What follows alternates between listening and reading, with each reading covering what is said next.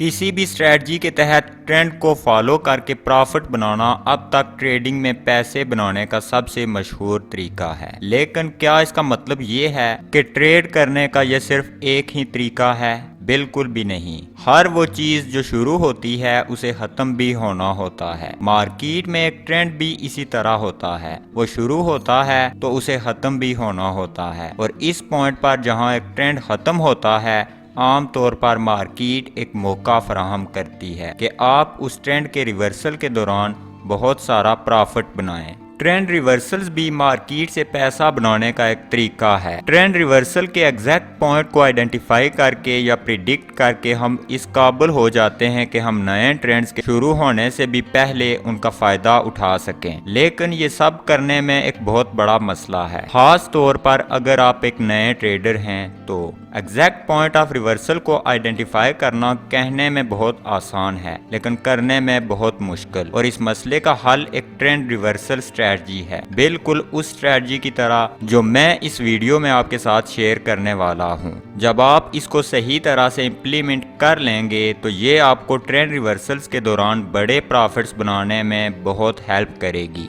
तो अभी तक अगर आपने हमारे चैनल को सब्सक्राइब नहीं किया तो कर दें ताकि आने वाली वीडियोस आपको मिलती रहें और वीडियो को मुकम्मल देखें।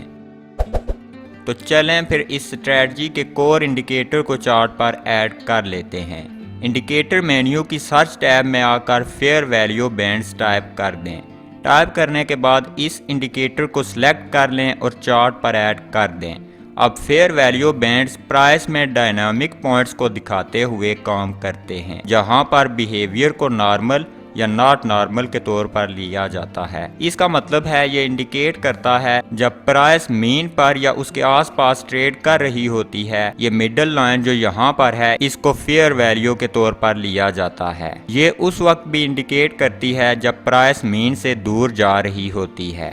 उस वक्त ये इंडिकेट कर रही होती है कि प्राइस फेयर वैल्यू से बाहर है। बुनियादी तौर पर इसका मतलब ये है कि प्राइस जितना ज़्यादा इस मिडल लाइन से दूर जाती है, इम्कानात उतने ज़्यादा बढ़ जाते हैं कि प्राइस इस पर वापस आए या मुकम्मल तौर पर ट्रेंड ही रिवर्स हो जाए। ये हमारी इस ट्रेंड रिवर्सल स्ट्रेटजी की बुनियाद है। अब अगर हम इस इंडिकेटर की सेटिंग्स की तरफ देखें तो हम देख सकते हैं कि यहाँ पर बहुत सारी कस्टमाइजेशंस हैं, लेकिन पहली चीज़ जो हमने तब्दील करनी है वो डेटा सोर्स है। हम एक सिंपल मूविंग एवरेज की क्लोज प्राइस को इस्तेमाल करेंगे।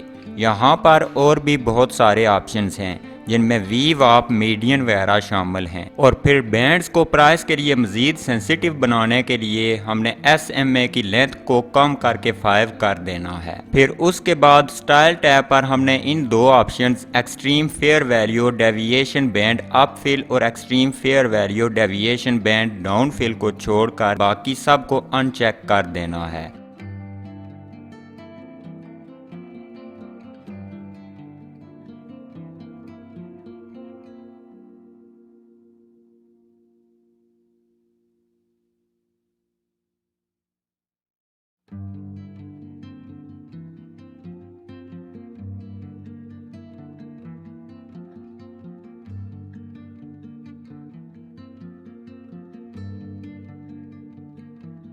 उसके बाद यहाँ पर क्लिक करें और इन कलर्स की ओपेसिटी को 50% तक बढ़ा दें।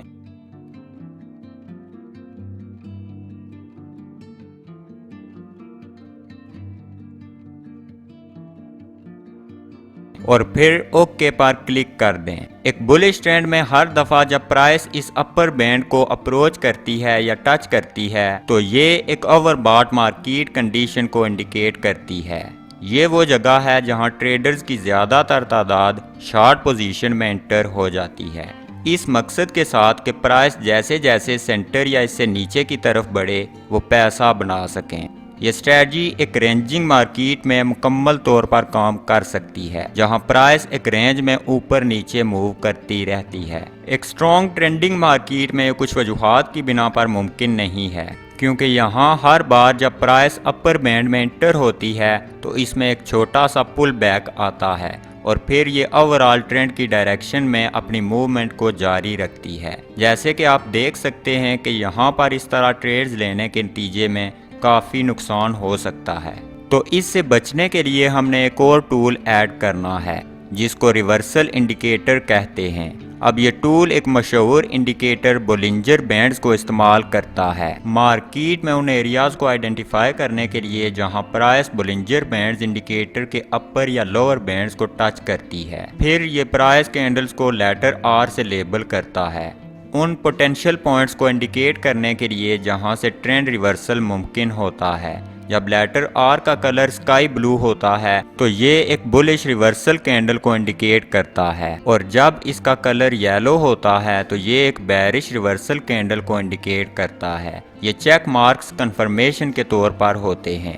ये सिग्नल कैंडल के बाद अगली कैंडल के साथ कंफर्म करता है कि ट्रेंड रिवर्सल शुरू हो चुका है। अब इस स्ट्रेटजी को मजीद बेहतर बनाने के लिए हमने सिर्फ वो ट्रेड्स ही लेनी हैं जिनमें आर लेबल के बाद चेक मार्क भी हो। अब ये इंडिकेटर कैंडल्स के कलर्स को भी तब्दील कर देता है ताहम हमें उसकी ज़रूरत नहीं है, तो सेटिंग्स में आकर इस ऑप्शन को डिसेबल कर देते हैं। अब आखिरी इंडिकेटर जिसकी स्ट्रेटजी को मुकम्मल करने के लिए हमें ज़रूरत है वो वॉल्यूम इंडिकेटर है। ये इंडिकेटर जो टेक्निकल के सेक्शन में है। फिर हमने कुछ सेटिंग्स तब्दील करनी है। उसके लिए सेटिंग्स में आ जाएं और स्टाइल टैब पर इस वॉल्यूम MA ऑप्शन को एक्टिवेट कर दें। हर बार जब ये वॉल्यूम बार्स इस मूविंग एवरेज लाइन से ऊपर होती हैं तो ये इंडिकेट करती हैं कि मार्केट में काफ़ी वॉल्यूम है। इस सूरत में हम ट्रेड्स ले सकते हैं, लेकिन जब वॉल्यूम बार्स इस मूविंग एवरेज लाइन से नीचे होती हैं तो इसका मतलब होता है कि मार्केट में इस वक्त इतना ज़्यादा वॉल्यूम नहीं है, तो इस सूरत में हमें ट्रेड्स नहीं लेनी चाहिए।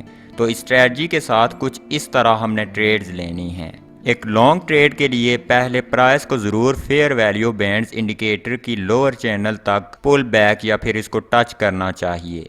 ये इस शॉर्ट टर्म बेरिश ट्रेंड के ख़त्म होने की शुरुआत का इशारा करता है। दूसरा, रिवर्सल इंडिकेटर को एक ब्लू आर लेबल प्रिंट करना चाहिए और उसके बाद एक चेक मार्क होना चाहिए। ये एक ट्रेंड रिवर्सल या फिर बेरिश ट्रेंड के अख्ताम का इशारा देता है और एक नए बुलिश ट्रेंड की शुरुआत का भी। ये हमारी एंट्री के लिए सिग्नल कैंडल है।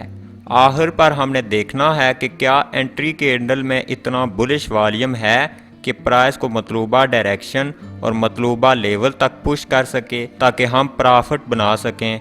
उसके लिए आपने पहले सही तरह से यकीन कर लेना है कि वॉल्यूम इंडिकेटर की ये आखिरी बार कलर में ग्रीन हो और इसको मूविंग एवरेज लाइन से भी ऊपर होना चाहिए।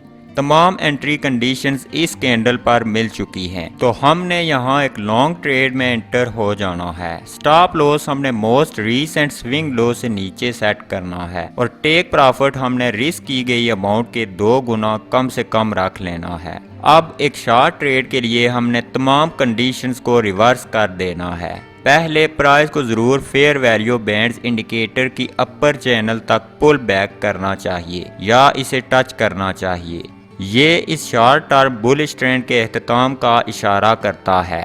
दूसरा, रिवर्सल इंडिकेटर को एक येलो आर लेबल प्रिंट करना चाहिए जिसके बाद एक चेक मार्क भी हो। ये एक ट्रेंड रिवर्सल का इशारा है, इस बुलिश ट्रेंड के अख्ताम का और एक नए बेरिश ट्रेंड की शुरुआत का।